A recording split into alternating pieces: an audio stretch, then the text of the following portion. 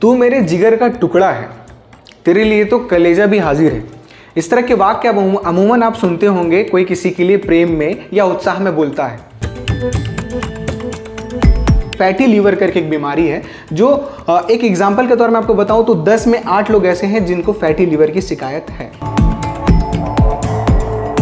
और सिंथेसिस मतलब प्रोटीन्स बनाना, और ब्लड को कितना पतला कितना गाढ़ा रखना है वो भी लीवर ही डिसाइड करता है प्रोटीन के जरिए। खाने के बड़े शौकीन, तला भुना स्पाइसी बहुत खा रहे हैं, तो क्या खाने के मामले से भी लीवर में कुछ दिक्कतें आती हैं? बिल्कुल बिल्कुल। तो जो लोग हल्के में ले रहे हैं कि लीवर अगर डैमेज हो भी रहा है या फिर हमारी रिपोर्ट में आ रहा है कि लीवर हमारा डैमेज हो चुका है, उसमें फैट आ गया है और वो हल्के में लेके अवॉइड कर रहे हैं, तो उनके लिए आप क्या कहना चाहिए? 3 test, liver function test, sonography पेट का, और एक fibroscan of liver. Liver organ को लेकर मैं ये सुना हूँ सर कि वो एक ऐसा ही ऑर्गन है हमारे पूरे शरीर में जो रीजनरेट हो जाता है। बिल्कुल, ये बात सही है? एकदम सही सुना है आपने कि लीवर कैंसर को प्रोटेक्ट करने के लिए काम में आता है कॉफ़ी। सर आप कॉफ़ी तो बता दिए, पता चल रहा है दिन भर में कोई 4, 5 से 7, 8 कॉफ़ी उड़ा रहा है। तू मेरे जिगर का टुकड़ा है, तेरे लिए तो कलेजा भी हाजिर है। इस तरह के वाक्य अमूमन आप सुनते होंगे कोई किसी के लिए प्रेम में या उत्साह में बोलता है, पर यहाँ पर मसला ये है कि वो जिगर और कलेजा की बात कर रहा है। पर जिगर और कलेजा से हम समझते क्या है? दिल। अमूमन हम दिल समझ लेते हैं, पर जिगर और कलेजा जो है वो दिल नहीं है। मामला ये है लीवर का। जिगर और जो कलेजा है वो लीवर बोला जाता है उसको हिंदी में, और थोड़ा हिंदी में बोला जाए तो यकृत बोला जाता है। तो अमूमन आजकल जो लोग हैं वो तमाम बीमारियों पे बिजी हैं, पर कुछ ऐसी भी बीमारी हैं जो लोग दिन पे दिन उसके साथ आते जा रहे हैं। तो हाल फिलहाल में एक रिपोर्ट जारी हुई जिसमें बताया गया कि बीपी, ब्लड प्रेशर हो गया, शुगर हो गया, डायबिटीज़ हो गया, ये तो अब आम हो चुका है, पर इसी के साथ लीवर से रिलेटेड भी एक बीमारी जो है वो आम होता चला जा रहा है। उसमें बताया जा रहा है कि लीवर से रिलेटेड फैटी लीवर करके एक बीमारी है जो एक एग्जाम्पल के तौर में आपको बताऊं तो 10 में 8 लोग ऐसे हैं जिनको फैटी लीवर की शिकायत है। तो इसी पे अच्छे से बात करने के लिए कि फैटी लीवर से कैसा बचा जाए, हमारे लीवर को कैसे सुरक्षित रखा जाए, कैसे यंग रखा जाए, उसे अच्छा रखा जाए, क्योंकि आपको बता दे गुरु कि आपके शरीर का जो पूरा मामला है वो लीवर पे डिपेंड है। लीवर एक ऐसा ऑर्गन है जो आपके शरीर को पूरा कंट्रोल करता है और सारी चीज़ें स्वस्थ रखता है। तो उस पर अच्छे से बातचीत करने के लिए हम पहुँचे हैं बीएमसा हॉस्पिटल, और यहाँ के जो गैस्ट्रोएंट्रोलॉजिस्ट हैं, पेट आंत लीवर के जो विशेषज्ञ हैं आशीष सर, वो हमारे साथ जुड़ रहे हैं। इस पे अच्छे से बातचीत करेंगे और विस्तार से जानकारी लेंगे, और लीवर को बचाओ, लीवर को कैसे अच्छे से हम बचा सकते हैं उस पर भी बातचीत करेंगे। सर आपका बहुत बहुत स्वागत है केपी न्यूज़। नमस्कार सर। सबसे पहले तो मैं यही जानना चाहूँगा आपसे कि बहुत सारी बीमारियों पर बातचीत हो रही है, रिसर्च हो रहा है, पर एक कुछ ऐसी बीमारियाँ होती है जिस पर कम बातचीत होती है, तो उसमें एक अभी आ रहा है सामने लीवर। हाल ही में एक रिपोर्ट आया कि लीवर भी एक ऐसी बीमारी बनती जा रही है, फैटी लीवर, जो नॉर्मली सब पर अब अमूमन दिख रहा है आम जनता के बीच में। तो मैं आपसे सबसे पहले तो मैं ये जानना चाहूँगा कि लीवर पे तो हम तमाम बातें करेंगे, लीवर जो चीज़ है हमारे लिए, जिगर, जिसको बहुत लोग जिगर का मतलब दिल समझ लेते हैं, है ना, तो लीवर हमारे शरीर के लिए कितना इंपॉर्टेंट पार्ट है वो हमारा, ये इस पर आप बताइए। लीवर देखिए हमारे शरीर का बहुत ज़्यादा इम्पोर्टेंट पार्ट है, क्योंकि लीवर में बहुत सारी चीज़ें तैयार होती है, और दूसरा एक काम होता है डिटॉक्सिफिकेशन, मतलब जो ख़राब चीज़ें हैं उसको भी वो डिटॉक्सिफाई मतलब क्लियर करके देता है। तो उसमें जो बनाने वाली जो चीज़ें हैं सबसे इम्पॉर्टेंट है प्रोटीन बनाता है लीवर में, प्रोटीन सिंथेसिस होता है। तो वो जो प्रोटीन्स है, प्रोटीन्स का बॉडी में आप लोग जानते हो, जो बचपन से हम लोग पढ़ते हैं, बिल्डिंग ब्लॉक्स ऑफ बॉडी है, मसल्स हो गया, ब्रेन में काम में आता है, सब जगह मतलब उसका कहीं ना कहीं कुछ ना कुछ योगदान होता है।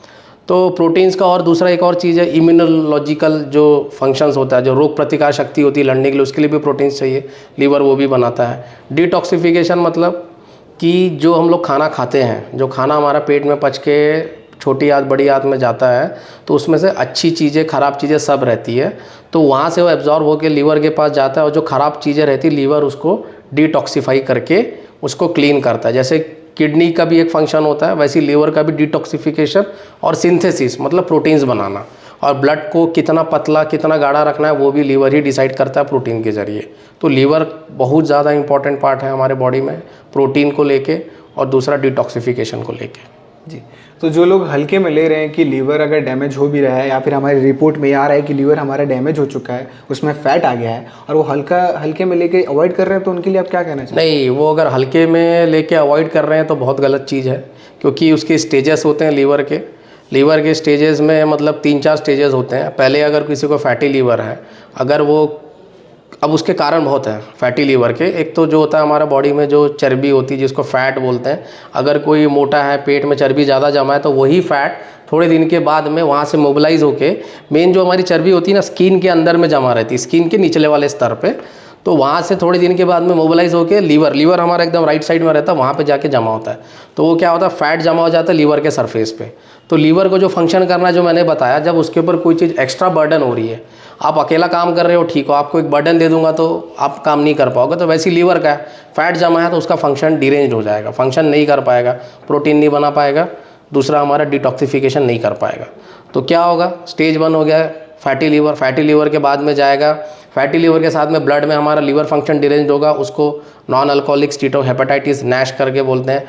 उसके बाद में एक स्टेज होता है हमारा सिरोसिस करके, जो लीवर हमारा डैमेज परमानेंटली, उसमें 2 स्टेज होते हैं, कंपनसेटेड और डीकॉम्पनसेटेड। डीकॉम्पनसेटेड में पेट में पानी आना, पीलिया होना, ब्रेन में असर पड़ना, उसको एनकेफेलोपैथी बोलते हैं, खून की उल्टी होना, शौच में खून आना, ये सब लीवर के कॉम्प्लिकेशंस है सिरोसिस में, डीकॉम्पनसेटेड में। उसके बाद और होता है 3 to 5% लोगों में सिरोसिस में फिर लीवर कैंसर भी देखा जाता है। लेकिन ये 2 चीज़ बताया मैंने, फैटी लीवर से सोचिए कि कहाँ से कहाँ पहुँच गए आप, तो इसलिए लीवर बहुत इंपॉर्टेंट चीज़ है शरीर के लिए। फैटी लीवर का 2 कारण में विभाग करते हैं हम लोग, नॉन अल्कोहलिक फैटी लीवर जो नॉन अल्कोहलिक है, और दूसरा एक होता है जो अल्कोहलिक फैटी लीवर। तो अल्कोहलिक फैटी लीवर में भी सेम स्टेजेस रहेंगे जो मैंने बताया आपको, नॉन अल्कोहलिक फैटी लीवर में भी सेम स्टेजेस रहेंगे। तो जो नॉन अल्कोहलिक फैटी लीवर है वो किससे होता है, शुगर, प्रेशर, थायराइड, और कोई मोटा है, मतलब मोटापे से भी लीवर डैमेज होता है, और कुछ वायरल इन्फेक्शन है। तो नॉन अल्कोहलिक के अलग पार्ट रहते हैं, ट्रीटमेंट लाइन एक्शन भी थोड़ा अलग रहता है सबका, अलग अलग डिसीज़ की वजह से, और दूसरा होता है अल्कोहलिक। तो अल्कोहलिक और नॉन अल्कोहलिक 2 हम डिवाइड करते हैं। तो जैसे मैंने ये बताया, ये हेल्दी लीवर है, हेल्दी लीवर के देखिए चिकनाहट कैसी है, एकदम चिकना है ये, जी। है ना, मतलब एकदम क्लियर कट दिख रहा है। ये नॉन अल्कोहलिक फैटी, ये फैटी लीवर है, नॉन अल्कोहलिक अल्कोहलिक छोड़ दीजिए, जस्ट फैटी लीवर देखिए जैसे खरदूरा हो गया, जी। फैट जमा हो गया इसके ऊपर में तो खरदूरा हो गया ये।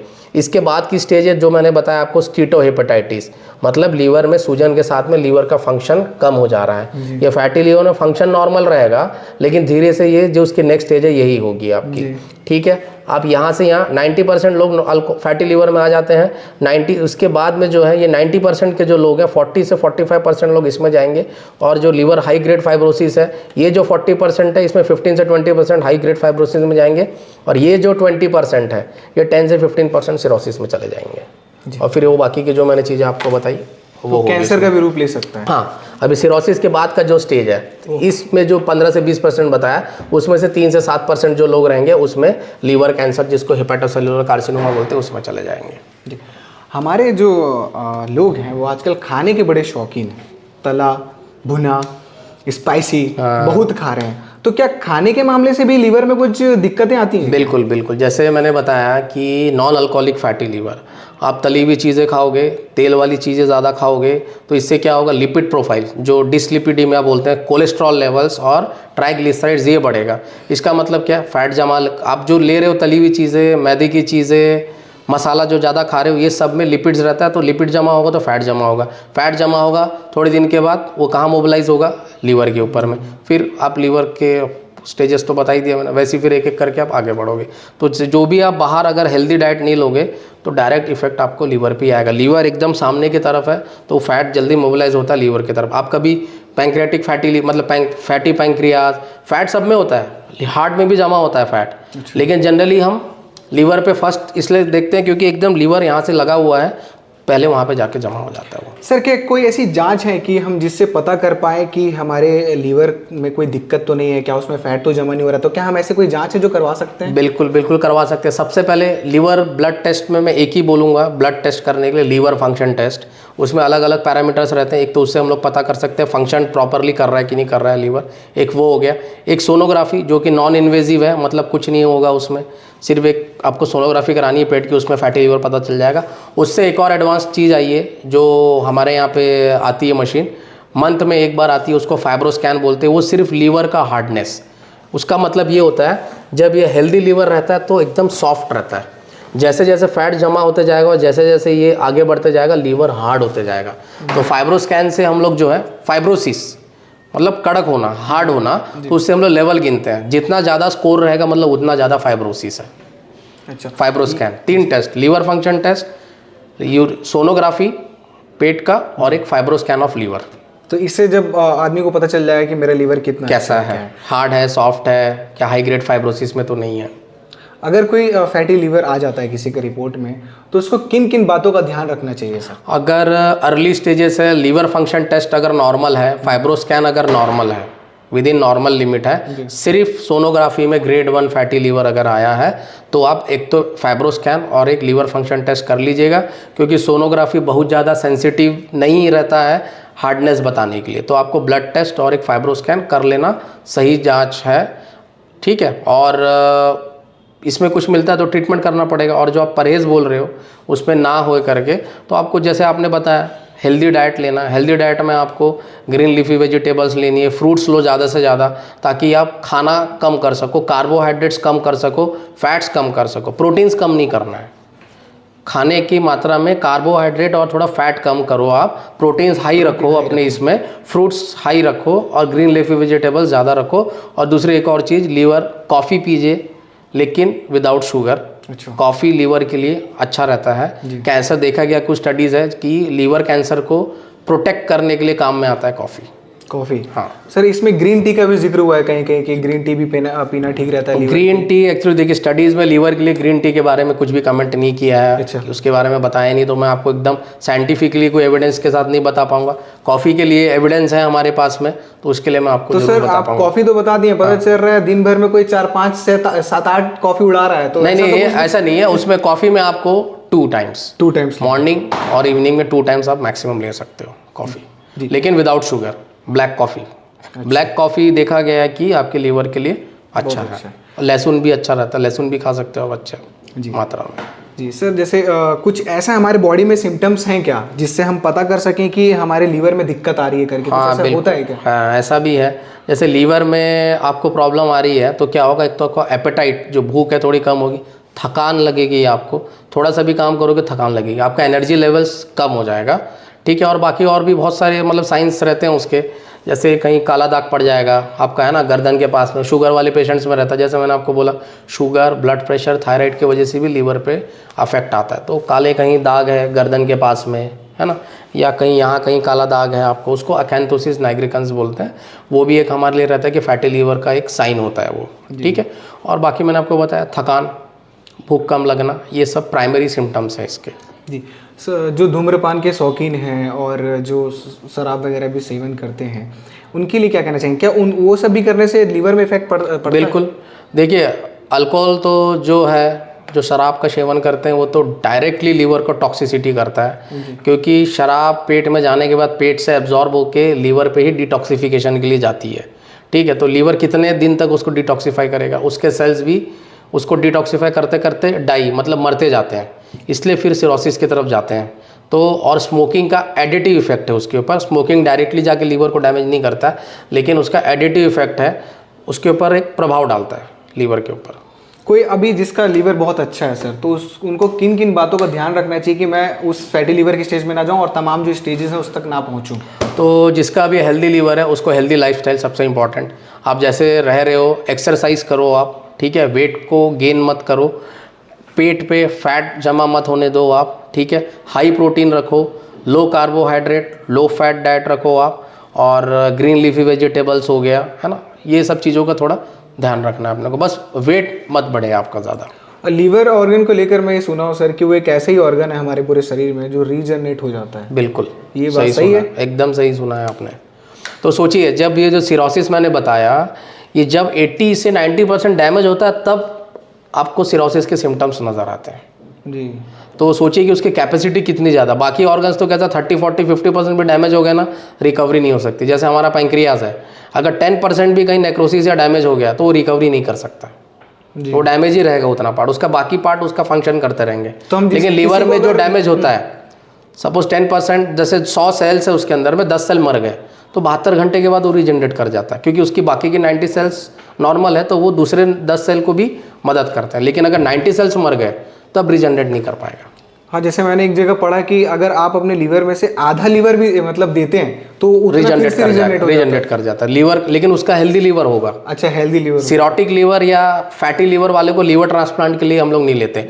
अगर 30% फैटी है, स्टिटोसिस करके एक टर्मिनोलॉजी रहता है, मोर देन 30% अगर स्टिटोसिस है तो लीवर ट्रांसप्लांट के लिए they are not eligible for any liver transplant, मतलब वो अपना लीवर को डोनेट नहीं कर सकते 30% से ज़्यादा, क्योंकि उसका रीजनरेटिंग कैपेसिटी कम हो जाएगा। हाँ सर, इसमें एक सवाल ये भी था कि जो लीवर से रिलेटेड तमाम जितनी बीमारियां हैं, क्या ये जेनेटिक भी मिलता है? बिल्कुल जेनेटिक भी मिलता है।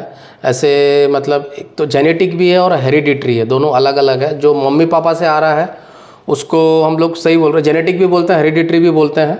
तो इसमें ना कुछ कुछ है जो बचपन से ही देखने को मिलता है। जब बच्चा, हाँ, कुछ केसेस ऐसे हैं कि 4-5 जो पैदा हो जाएगा तो जॉन्डिस लेके प्रेजेंट करते हैं, उसके अलग अलग सिंड्रोम्स हैं।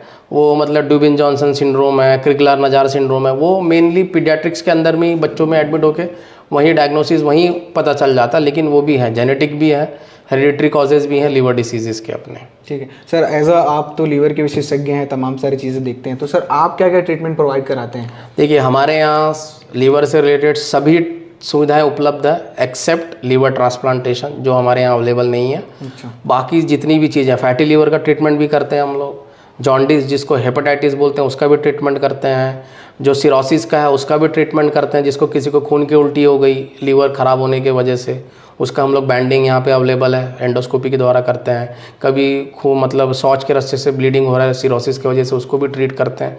सभी सुविधाएं यहाँ पे लीवर से रिलेटेड चीज़ों की उपलब्ध है। जी ठीक, बहुत बहुत शुक्रिया सर, आपने हमें समय दिया और ये महत्वपूर्ण बिंदुओं पे बात करने के लिए बहुत बहुत शुक्रिया।